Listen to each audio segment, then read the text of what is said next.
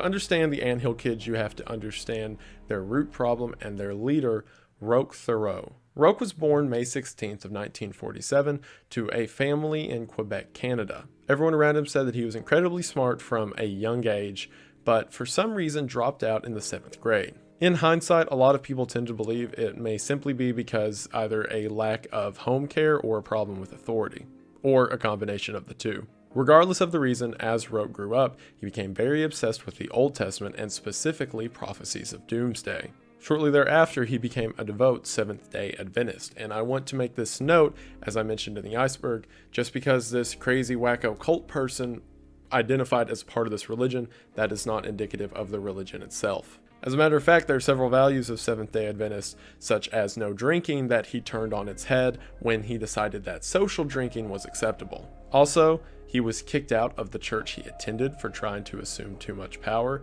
which is a very treacherous foreshadowing of what was to come later. Around the 1970s, he started doing this thing, which he would have been in his mid-20s around the time. He would approach common people at bars or restaurants or even in church and begin to talk to them about his faith and his belief. Everyone around Roque said he was an incredibly charismatic man. Not only that, but he was known to tell little subtle lies, such as about his past to give himself a sadder backstory, or miraculous things God has done for him in his life in order to seem more approachable and interesting to average people. And this is something else I kind of want to point out throughout this story, is the way that cult leaders operate. See, a lot of people have this sort of idea in their heads, and I think a lot of it's due to Hollywood, that whenever a cult starts, it's automatically lesser-minded people talking to someone who's a really good public speaker. But in like 90% of cases, that's not what happens. Normally, the manipulation takes a really long time, or at least a lot of reason to give into it. So imagine there's someone you know who you've become really good friends with, and after years of talking and getting to know that person, they begin to want to help you to understand why they have it so great. On its own, this is nothing wrong. It can be God, it can be a relationship or something similar, but the difference with cult leaders is that one way or the other, it usually comes back on themselves. So if you're about to lose your job or unhappy with your situation in life, and then one of your year-long friends tells you that he's starting a commune in the mountains where you don't have to worry about any of it, it may sound like a good idea. And that's exactly what he did. Roque invited people into his commune in the region known as Sainte-Marie, Quebec, in which he told people they could live a life free of sin and worry. However, the first sign of something being amiss would come whenever Roque said that in February of 1979, God would return. Not only that, but that he would destroy the earth and they had to find a place to hold up. So in 1978, the entire commune took a hike through the mountains to a region known as Saint Hugo's, or Hogues, I'm sorry, I'm not French, to which the group at the time consisted of himself, 4 men, 9 women, and 4 kids. Once they got to the mountaintop, Roque laid back and made everyone else get to work building a commune consisting of cabins, common housing, and things similar. And from watching all of them work and him doing nothing, Roque decided to call the group the Anthill Kids, as he attributed them all to little children working in an anthill for himself, the queen. This is also the first step to his real in-game manipulation, as what he was doing was getting all of the members consistently tired and at his beck and call.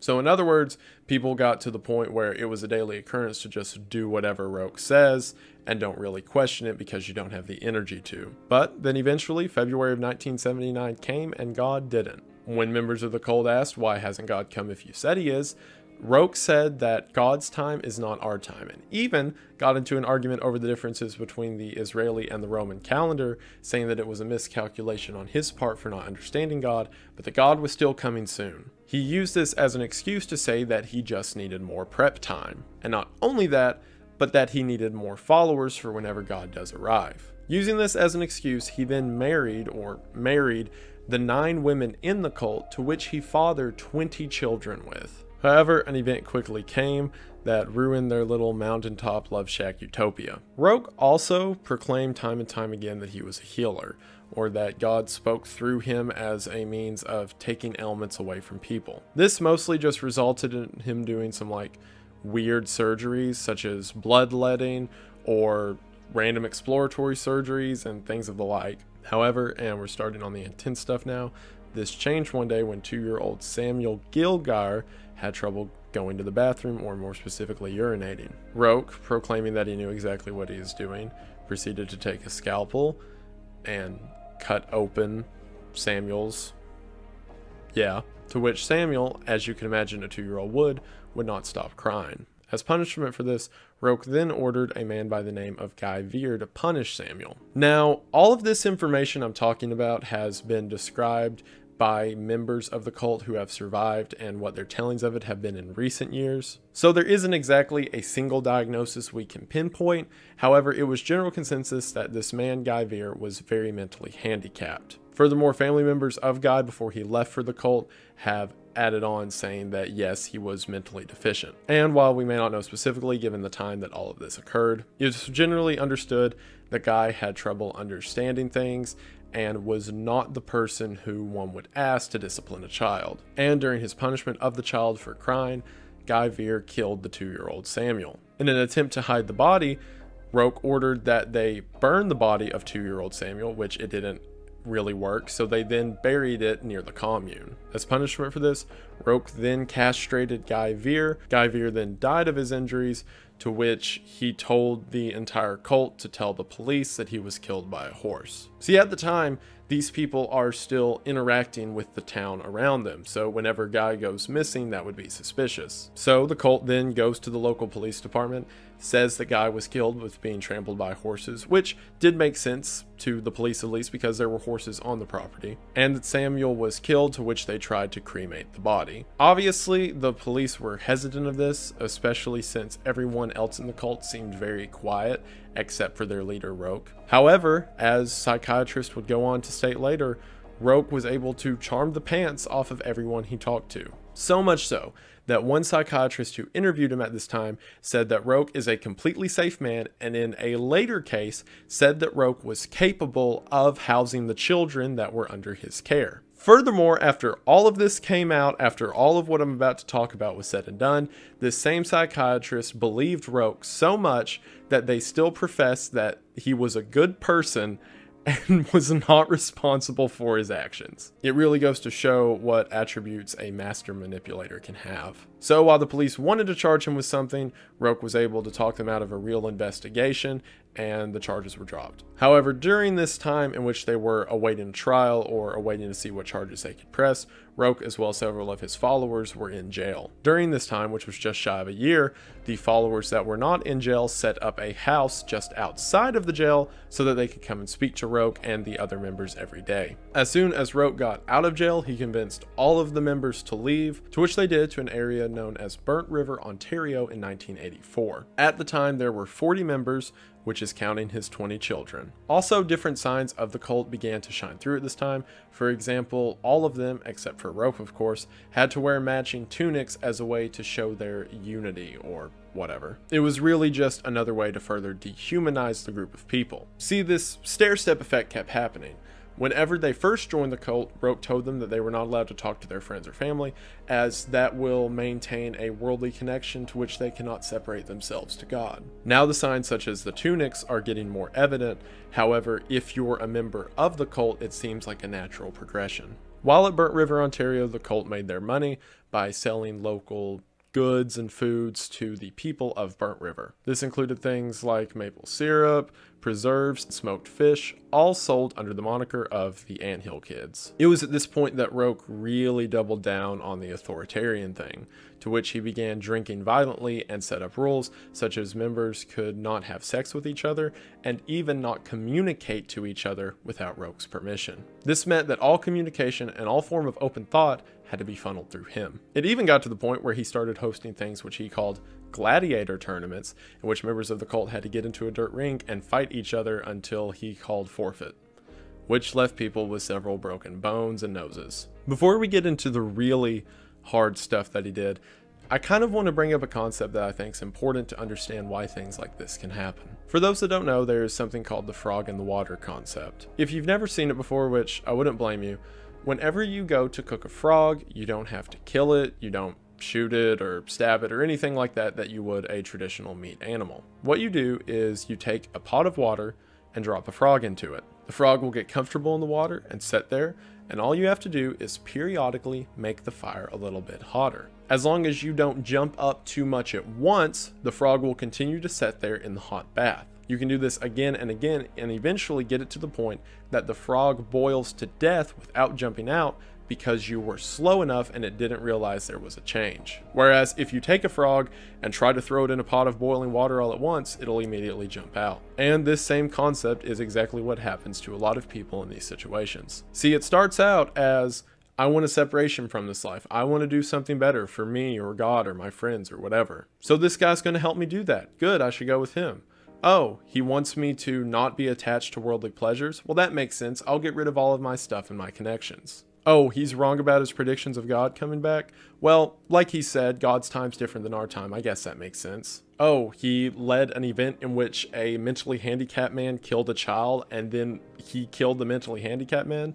Well, that makes sense because he's a healer and then the child didn't understand that. So the child needed to be taught. So then the mentally ill man tried to teach the child, to which the mentally ill man then needed to be taught. And it all makes sense because he knows what he's doing, because he talks to God. And I want to emphasize that because a lot of people just kind of point at these situations and think, wow, how could anyone be so dumb? But in actuality, it's just the frog in the water. And even though it keeps getting hotter, and even though these people who are very logically thinking, if they would have seen this situation from a mile out, would identify that it's wrong, because they've been sitting in it, and because the water's just been getting a little bit hotter bit by bit, it's harder to recognize that they're boiling to death. So speaking of, we're going to get into some of the more extreme things that happened after this. As you can imagine, various members of the cult decided that they wanted to leave. At this point, it wasn't irregular for Roque to beat his subjects, at first with a belt, but then a hammer, and then the blunt side of an axe. And yeah, if someone decided that they wanted to leave, the standard procedure was to tie them to the ceiling, pluck all of their hairs out of their body before Roque would defecate on them. In one instance, he had a member prove their worth to the cult by breaking their own legs with a sledgehammer. And he also did things to people such as making them sit on lit stoves, shoot each other in the shoulder, and even cut off the toes of other members to prove their own loyalty. Also, there was an imaginable amount of sexual abuse mixed in with this as well. This also didn't just stop as the adults, as the children had their own realm of hell to go through, as whenever a child was acting up, it was not uncommon for them to be nailed to a tree and had rocks thrown at them by the other children. Another thing that you've got to realize is that this happened over the course of several years, and something that's often seen in abuse situations of all types is something known as the honeymoon phase. See, like I mentioned, that charisma that Roque had never went away, and I'd imagine that his followers' belief in God didn't go away either. So essentially, this figure who was in their life, who said that he was a mouthpiece for God, who was extremely nice, caring, and charismatic to them 99% of the time, just had his weak moments. Or at least that's how they saw it. As we see it, and as I'm reading here, he would get belligerently drunk and then horrifically abuse members of his own people. But to the people living it, this is just a kind and nice man who has his bad moments. And that's normally how cult leaders trick people into continued subjugation. However, in 1987, one of the women recognized that while she may deserve what's happening to her, or while it may be for the greater good, she doesn't want this to happen to others. So one night during a blizzard, she left her 2-month-old child out in the cold to freeze to death in order to escape the horrors of Roque. Someone came across the body of this 2-month-old child, to which the police then investigated and began an actual investigation. See, the issue was Roque had registered the Anthill Kids as an official church. So it's not like the police could come in there with warrants, guns blazing, and just pull everyone out of the houses because of religious laws in Canada. However, what they could do was investigate the welfare of the children. So due to the investigation in 1987, all children were removed, leaving the cult as just Roque, 2 men, and 8 women. After the kids left, Roque got much worse. Whereas normally he would do a bad thing, apologize for it, be good for a while, and then do a bad thing again, there was a lot less good and a lot less apologies in the meantime. One of the first things he did after the cult left was castrate a male follower by wrapping a rubber band around his genitals, to which it eventually became infected and fell off. He also began doing things such as burning their genitalia with soldering irons and other completely unimaginable torture methods, and claiming that all this was because either they're not trying hard enough or God told them to. However, the final culmination of this came in September of 1988 with Solange Bolyard. I know I talked about some brutal stuff before, but going to be talking about some really brutal stuff now, so one last time to say it. Viewer discretion advised. Solange earlier that day had complained of a sore stomach, to which Roque said that he could help her, to which he laid her on a kitchen table, took off her shirt, punched her in the stomach, and then put a plastic tube in her lower intestine, to which he then induced an enema using oil and molasses. Keep in mind, through this entire thing, he says he knows exactly what he's doing as he's a gifted healer. He then cut open her abdomen, pulled out a piece of her intestine, and with his bare hands broke off a piece and just tucked the rest of it back in before stitching her up. He also had members of the cult take a plastic tube, insert it down her throat, and begin breathing into it as a way to inflate her digestive tract. Somehow, Solange lived through the night, although she died in agony the next day. This did not stop Roque though, as he then said it was his job to resurrect her. And using a very butchered and horrific version of the Garden of Eden, he decided he was to do so with the seed of man. So he cut open her abdomen, took out her uterus, drilled a hole into her skull, and then had him, as well as the rest of the men in the cult, commit acts of necrophilia. Obviously, this didn't resurrect her. However, he pulled out one of her ribs and then wore it as a necklace, saying it was as Eve came from the rib of Adam and blah blah blah. Her body was then buried a short distance away from the commune itself. Keep in mind, at this point, everyone is experiencing extreme versions of Stockholm Syndrome. That includes one member by the name of Gabriella Lavallee, who had experienced her own abuse when, after complaining about a toothache, she had 8 of her teeth pulled, as well as the aforementioned sodorizing and having a hypodermic needle broken off and being left in her back. After everything that had happened to her, and after seeing what had happened to Solange, she decided to get out of there. In July of 1989, she attempted to make her escape. However, she was caught by Roque, who then took her inside, pinned her arm to the wall with a hunting knife, and then amputated her arm using a chainsaw. Finally, the nightmare ended on August 16th when Gabriella managed to make an actual escape on her second attempt. She went hitchhiking to a hospital just north of Toronto, in which even then she was apprehensive to report what had happened, saying that her arm had been broken in several places and Roque took care of her by amputating it. Eventually, the truth began to come out, especially when police, who ever since the children were taken away from the cult began to suspect something nefarious was going on, came to Gabriella and began to ask her about what really happened. When finally in August of 1989, Roque was arrested for 3 counts of aggravated assault and 1 count of unlawful bodily harm. He pled guilty to these and received 12 years in prison. However, as soon as Roque was taken away from the Anthill kids at this point, they all immediately began to turn on him, or at least most did. This led to one of the members showing the authorities the body of Solange Bulliard, to which led to Roque having a second-degree murder sentence stacked on top of his current sentence, which gave him life in jail with the possibility of parole in the year 2000. However, he was never granted parole, as we'll find out shortly. Also, how I mentioned that most of the cult turned their back on him?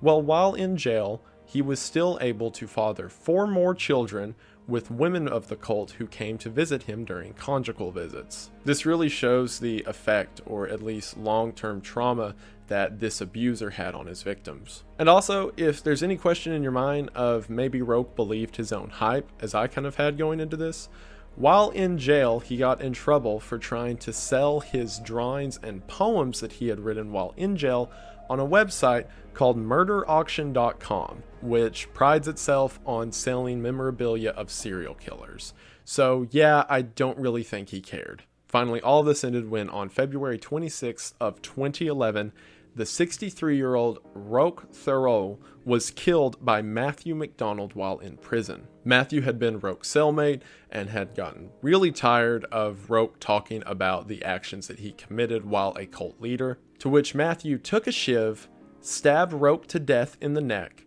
went to a guard station, dropped the shiv off, and said, I'm quoting, "That piece of shit is down on the range. Here's the knife, I've sliced him up." This added a life sentence onto the life sentence that Matthew was already earning, and as far as I'm concerned, that should have counted as community service hours. The Anthill Kids has to be one of the most disturbing cult stories I've ever read, because at least with other stories such as Jonestown, yes, while the leader was malicious and evil and led it, there were still people underneath him that further pushed his mantra onto others and made it seem like there was more people who believed whatever he was spewing. And even with Jonestown, there were several members who, it was proven after the suicides, were trying to fight back or at least get away. Whereas here, it seems as if Roque maintained total control over them. It shows what happens if one malicious person is given the years and attention needed in order to start a following. And while thankfully the majority of the members of the Anthill Kids survived afterwards, there's no way to cope with the pain and trauma of what they saw. And my thoughts and prayers are still with the members of the cult who are alive today who had to bear these unimaginable horrors. But I want to highlight something in it that I think is important, that a lot of people overstep when they read stories like this. And that's Gabriella. Think about the position Gabriella had to be in. She not only had children with this man, but she was surrounded by his teachings at all times and literally lived for several years beneath his thumb. To which she then decided to break the cycle and escape, and she was horrifically punished for it. But then she tried to escape again. 1 month later, the willpower that she had to not only break that cycle of abuse, but after experiencing an extreme punishment for doing so, do the same thing again. And not only that, but her getting out and telling the police could have saved some, if not all, of their lives. The reason this story didn't end like Jonestown with everyone dead is quite possibly because Gabriella tried again. And while yes, it is a horrific and evil tale, and it's interesting, as I always say, to look down the rabbit hole and see how bad it is, I want to also emphasize these pieces of light in the darkness. Because the world will always be an evil place as long as there's people like Roque Thoreau. But it will also always be a good place as long as there's people like Gabriella. And on that hopefully not so downer of an ending, thank you all for watching. This channel has gone places that I can't even imagine or really comprehend. I did a sponsor read at the beginning of this, and that's